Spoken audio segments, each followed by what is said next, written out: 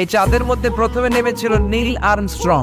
মহাকাশে যাওয়ার আগে তার আগে কুকুর পাঠিয়েছিল একটা, নাম হচ্ছে কি লাইকা।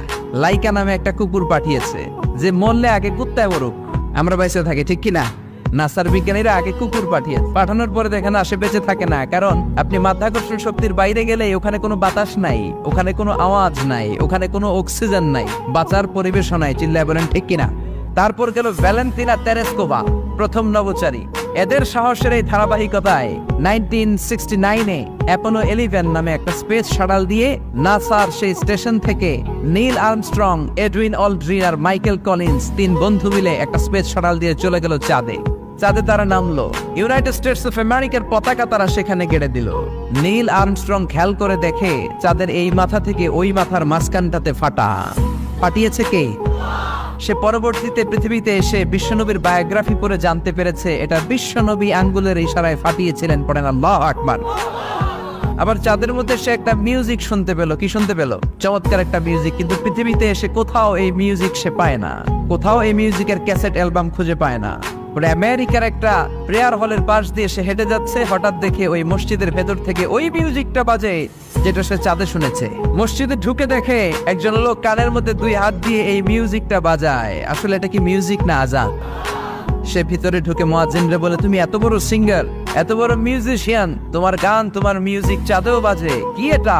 সে বলল, এটা গান নয়, এটা মিউজিক নয়, এটা হচ্ছে আজান। চিল্লায় বলেন ঠিক কিনা? সে আজানের ধ্বনি আজও আছে না নাই? মহাত্মা গান্ধীর নাম শুনছেন? ভারতের অবিসংবাদিত নেতা, ব্রিটিশ খেদাও আন্দোলনের পুরোধা, যিনি বারেট ল করেছেন লন্ডন থেকে, পেশায় একজন ব্যারিস্টার। তিনি ভাবলেন সবসময় মুসলমানদের একজন নবীর কথা শুনি, আমার হিন্দুস্থানে সবাই বলে মোহাম্মদ মোহাম্মদ, কেই মোহাম্মদ, দেখি তো তার একটা জীবনী গ্রন্থ পড়ি। তো 2 খণ্ডের একটা জীবনী গ্রন্থের প্রথম খণ্ড উনি পেলেন।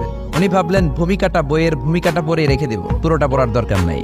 কিন্তু ভূমিকা পড়ার পরে পুরো জীবনী পড়ার আগ্রহ, কৌতূহল, কিউরিওসিটি তার অন্তরে ঢুকিয়ে দিল কে? পড়তে শুরু করলো বিশ্বনবীর শৈশবকাল, কৈশোরকাল, যৌবনকাল, তার বিবাহ, তার সমাজনীতি, তার রাষ্ট্রনীতি, তার আন্তর্জাতিক নীতি, তার মাক্কি জীবন, তার মাদানী জীবন। পড়তে পড়তে প্রথম খণ্ড শেষ। এখন দ্বিতীয় খণ্ড পড়ার দরকার আছে না নাই? দ্বিতীয় খণ্ড তো তার কাছে নাই। তিনি একবার ইন্ডিয়ার পুরাতন লাইব্রেরিগুলোকে তন্ন করে খুঁজে দ্বিতীয় খণ্ড জোগাড় করলেন, সেটাও পড়লেন। পরে তিনি অবাক, তিনি কমেন্ট করলেন, I have scanned lot of biographies in my life, but the biography of last messenger Muhammad was a unique, unparalleled and fantastic biography I've ever read. চিল্লায় বলেন আল্লাহু আকবার। আমি ভারতের নেতা মহাত্মা গান্ধী অনেকের জীবনী পড়লাম, কিন্তু মুসলমানদের নবী মুহাম্মদের জীবনীর মতো কোনো জীবনী পাই নাই। এই জীবনীটা, এটা একটা ইউনিক, আনপ্যারালাল, ফ্যান্টাস্টিক জীবনী, যে জীবনীর সাথে কারো জীবনীর কোনো মিল নাই। পড়েন সুবহানাল্লাহ। এটা কোনো মুসলমানের কথা না হিন্দুর কথা? এটা হিন্দুর কথা।